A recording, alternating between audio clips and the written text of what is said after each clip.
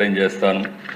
Government of India funds విషయం, other initiatives ఇవన్నీ అధ్యక్ష. నెక్స్ట్ అధ్యక్ష, ఇప్పుడే మినిస్టర్ గారు కూడా చెప్పారు, ఓవరాల్గా లా అండ్ ఆర్డర్ ఒక విధంగా చెప్పాలంటే నేను ఎప్పుడు 4వసారి ముఖ్యమంత్రి అయ్యాను, కానీ పోలీసు వ్యవస్థ టోటల్గా భ్రష్టు పట్టే పరిస్థితికి వచ్చాను. బై ఫోర్స్ పోలీసు వ్యవస్థని డీఫంక్ చేసే పరిస్థితికి వచ్చారు. మొత్తం ఇంకొక మాటలో చెప్పాలంటే నేను 95లో ముఖ్యమంత్రి అయినప్పుడు పోలీసు వ్యవస్థ చాలా పర్ఫెక్ట్గా ఉండి 2014లో కూడా ఇలాంటి పరిస్థితి లేదు. అలాంటి పరిస్థితికి వచ్చాం. 1 by 1 కరెక్ట్ చేసుకుంటూ వస్తున్నాం. ఈరోజు మీరు చూస్తే ఈరోజు ఓవరాల్గా మనం 16% ఓవరాల్ క్రైమ్ కంట్రోల్ చేయగలిగాం. ఇండియా జస్టిస్ రిపోర్ట్ కూడా 25లో ఏపీ నెంబర్ 2 పొజిషన్ కింద క్రిమినల్ జస్టిస్ డెలివరీ కింద చేసే పరిస్థితికి వచ్చారు. నెక్స్ట్ ఇందులో అధ్యక్ష ఈ స్లైడ్స్ అని మీరు చూసింది ఇప్పుడే మినిస్టర్ గారు చాలా వరకు కవర్ చేశారు. Bodily law and order crime 42% తగ్గింది. Bodily non law and order crime 8% తగ్గింది. సీరియస్ ప్రాపర్టీ క్రైమ్ మాత్రం పెరిగింది. దీనికి కూడా కారణాలు ఎక్స్ప్లెయిన్ చేస్తాను. నాన్ గ్రేవ్ ప్రాపర్టీ క్రైమ్స్ 15% పెరిగాయి. క్రైమ్ అగైనెస్ట్ ఉమెన్ 4.8% తగ్గింది. క్రైమ్ అగైనెస్ట్ ఎస్సీ ఎస్టీ 15% తగ్గింది. ఎన్డీపీఎస్ 21% పెరిగింది, యాక్ట్ చేస్తూ ఉన్నాం. ఫైనాన్షియల్ ఫ్రాడ్స్ 7% పెరిగింది. Road accident 3.5. Cyber crime it is the biggest problem, 31% పెరిగింది అధ్యక్ష. ఇక్కడికి వచ్చినప్పుడు అధ్యక్ష next bodily offences and impact and law and order చాలా రైటింగ్ 42% తగ్గింది. కిడ్నాపింగ్ 16% తగ్గింది. అటెంప్ట్ మర్డర్ 15% తగ్గింది. Murders 8%, hurt cases 7%.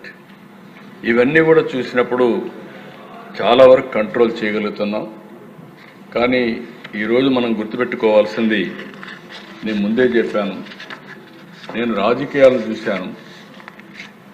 నేరస్తులకి అండగా ఉండే రాజకీయాలు నేను చూడలేదు. ఒక ఊర్లో ఒక రౌడీ ఉన్నాడంటే ఆ రౌడీని ఎమ్మెల్యే సపోర్ట్ చేస్తున్నంటే ఎమ్మెల్యే నెక్స్ట్ ఎలక్షన్లో గెలిచే పరిస్థితి లేదు. అందుకే పొలిటికల్ పార్టీస్ ఎప్పుడు కూడా ఓపెన్గా షెల్టర్ ఎప్పుడు ఇవ్వలేదు.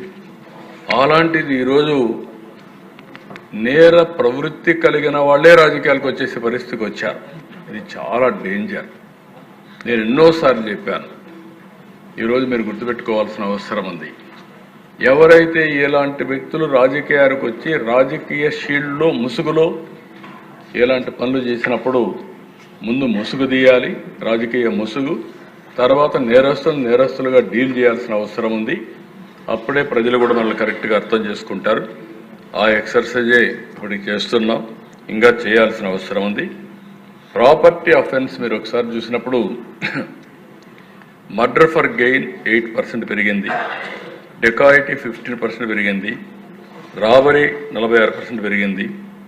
House breaking by day 32, by night 14, theft వచ్చి 14, టోటల్గా 15.3% పెరిగింది.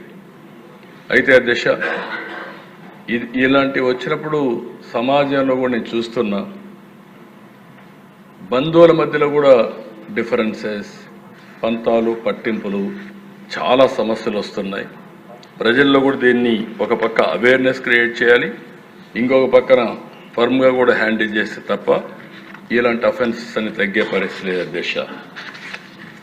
ఈరోజు ఇంకొక పక్కన క్రైమ్ అగైనెస్ట్ ఎస్సీ ఎస్టీ 15% తగ్గింది. ఇది గుడ్ సైన్. ఇక్కడ కూడా మీరు ఒకసారి చూసినప్పుడు దీనికి కారణం కూడా ఎక్కడికక్కడ విలేజ్ విజిట్స్ వెళ్ళడం, నైట్ హాల్స్ ఆఫీసర్స్ ఉండడం, సెన్సిటివ్ విలేజెస్ ఐడెంటిఫై చేయడం, సివిల్ రైట్స్ డే ఇలాంటివి కూడా అవేర్నెస్ తీసుకురావడం, ఇలాంటివన్నీ కూడా కంట్రోల్ చేస్తున్నాం. చాలా వరకు కంట్రోల్ అవుతోంది.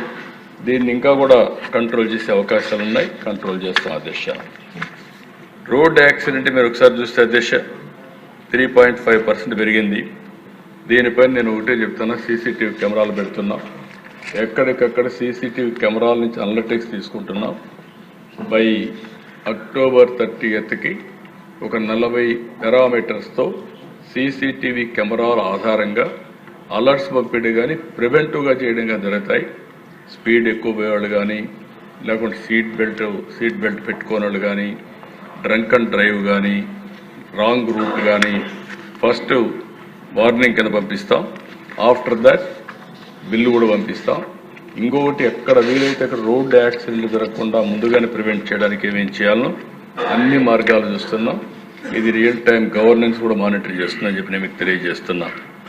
ఇంకో పక్క దిశ, ఈరోజు మనకు వచ్చిన కొన్ని సమస్యలు ఫిన్టెక్ ఫ్రాడ్స్, టెక్నాలజీ ఫ్రాడ్స్ విపరీతంగా పెరిగిపోతున్నాయి. సైబర్ క్రైమ్ కూడా పెరుగుతూ ఉంది. ఒక పక్క చూస్తే పోలీస్ వ్యవస్థలో సైబర్ క్రైమ్స్ని ఎదుర్కొనే టెక్నాలజీస్ కానీ ఇవి కూడా తక్కువగా ఉన్నాయి. ఎందుకంటే ప్రాబ్లమ్స్, అడ్మినిస్ట్రేషన్ అలాంటి ప్రాబ్లమ్స్ ఉంటాయి. ఎప్పుడు కూడా క్రిమినల్స్ అనేవాళ్ళు, సైబర్ క్రైమ్స్ చేసేవాళ్ళు చాలా జాగ్రత్తగా ఉంటారు. అలాంటివి వచ్చినప్పుడు మనం వాళ్ళు మ్యాచ్ చేయాలంటే దానికి తగిన విధంగా టెక్నాలజీలో ముందుకు పోవాల్సిన అవసరం ఉంది. దీన్ని ఒక సవాలుగా తీసుకుంటున్నాం, ఎట్లా చేయాలని చేస్తాం. ఇంకొక పక్కన సోషల్ మీడియా, ఫేక్ న్యూస్, మీ మామూలుగా దిశ దీంట్లో నేను చాలా చూస్తున్నాను.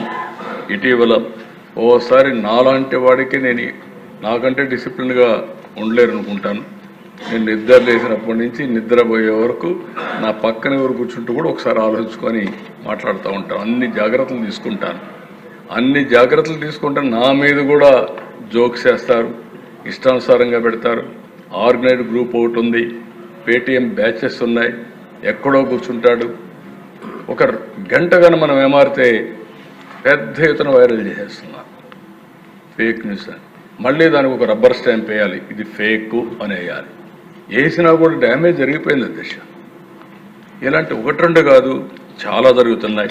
మీరు ఒక్కసారి ఆలోచిస్తే అధికారంలో లేనప్పుడు ప్రవర్తించారు ఒకప్పుడు, అధికారంలోకి వచ్చినాక ప్రవర్తిస్తున్నారు. ఇప్పుడే మనం పీతాని వీళ్ళందరూ చెప్తున్నారు, శంకరయ్య. నా జీవితంలో ఎప్పుడు నేను చూడలేదు ఇలాంటివన్నీ.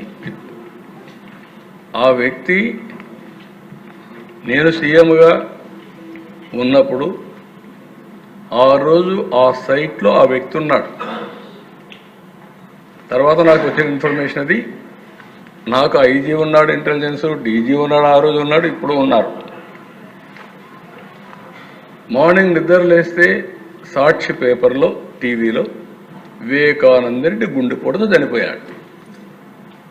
మీరు ఇట్లా ఆలోచిస్తారు అధ్యక్ష? పాపం, అదే ఎవరికి పెద్ద తప్పు చేయలేదు, అతను మంచోడు, చనిపోయాడు అనిపించి అందులో ఎలక్షన్లో బిజీగా ఉన్నాం. నేను కూడా అదే అనుకున్నాను. మా ఐజీ ఇంటెలిజెన్స్ చెప్పలేదు, సీఎంఓ చెప్పలేదు, డీజీ చెప్పలేదు. మార్నింగ్ అక్కడి నుంచి అతను బయలుదేరి వాళ్ళ ఫ్యామిలీ విషయం ఇది, వాళ్ళ ఫ్యామిలీ విషయం కంటే నేను ఎక్కువ పట్టించుకోలేదు. సునీత గారు ఫోన్ చేసి కాదు పోస్ట్ మార్టం చేయాలి అని అడిగారు. పోస్ట్ మార్టం చేయాలంటే నేనేమన్నానంటే చేయండి, ఆ అమ్మాయి అడుగుతా ఉన్నప్పుడు మనకేముంది, నేనేం తప్పు చేయలేదు కదా, మీరు చేయండి అన్న. చేశాను. పోస్ట్ మార్టం చేసినప్పుడు ఇది గుండెపోటు కాదు, గొడ్డలిపోటు మామూలుగా కాదు చేసింది, బ్రెయిన్ కూడా బయట వచ్చింది అని వాళ్ళు ఆ రిపోర్ట్ ఇచ్చే పరిస్థితికి వచ్చారు. అప్పుడు ఏంటి, ఆ ఇంట్లో మొత్తం రూమ్ అంతా బ్లడ్, ఆ బ్లడ్ అంతా కడిగారు, బెడ్ మీద కూడా బ్లడ్. ఆ తర్వాత ఒకసారి బాధేస్తుంది ఇవన్నీ. సాయంత్రానికి మాట మార్చేసి తండ్రి లేని బిడ్డ నేను, ఒకే చిన్నాను ఉన్నాడు, ఈరోజు ఈయన కూడా చంపేశారని చెప్పాడు. ఏమనిపిస్తుంది అధ్యక్ష? మనం బిజీగా ఒకసారి న్యాయం ధర్మం అనుకొని మనం కానీ ఏమారితే నిందలు ఏ విధంగా వేయగలుగుతారో ఒక ఎగ్జాంపుల్ ఇది. ఆ మాటని నెక్స్ట్ డే మార్నింగ్ నా చేతిలో ఒక కత్తి పెట్టి నారాసుర రక్త చరిత్ర దానివల్ల లాభం పొందారు పొలిటికల్గా. మీరు చేయగలుగుతామా? ఎవరైనా చేయగలుగుతాం? ఈ అవసరం అడుగుతున్నా. రాష్ట్ర ప్రజానీకానికి కూడా బాధ్యత లేదా అని అడుగుతున్నా నేను. ఎలాంటి కరుడగట్టినటువంటి నేరస్తులు కూడా మనం సపోర్ట్ చేసే పరిస్థితి వస్తే, అలాంటి వాళ్ళు రాజకీయాలకు వస్తే రాజకీయాలు ఏం జరుగుతాయి అధ్యక్ష? ఇంకా నేను చాలా మందితో పోరాడాను,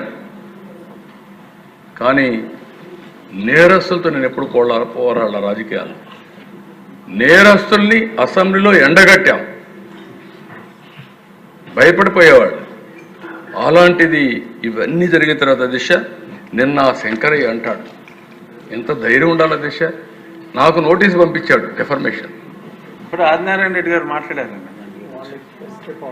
ఆదినారాయణ రెడ్డి చంపేశాడు ఆ రోజు, బీటెక్ రవి. అంటే ఎంత మళ్ళీ సిబిఐ లాంటి వ్యవస్థ, ప్రీమియర్ ఇన్వెస్టిగేషన్ ఏజెన్సీ ఆంధ్రప్రదేశ్కి వచ్చి వాళ్ళ ఆఫీసర్ చేస్తే, అతని మీద కేసు పెడితే హైకోర్టు పోయి యాంటిసిపేటరీ బెయిల్ తీసుకునే పరిస్థితి. తర్వాత వాళ్ళు అరెస్ట్ చేయాలని అక్కడ పోతే, కర్నూలుకు పోతే హాస్పిటల్లో అరెస్ట్ చేయని పరిస్థితి, తిరిగి వెళ్ళిపోయారు. ఇవన్నీ ఎక్కడన్నా విన్నామా దేశ?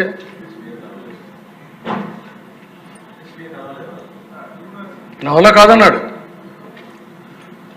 అంటే ఎక్కడికి పోయావు? నాకు ఈయన అంటాడు శంకరయ్య, ఆయన ఆ రోజు డ్యూటీలో ఉన్నాడా లేదా? నువ్వు ఆ ఇంట్లో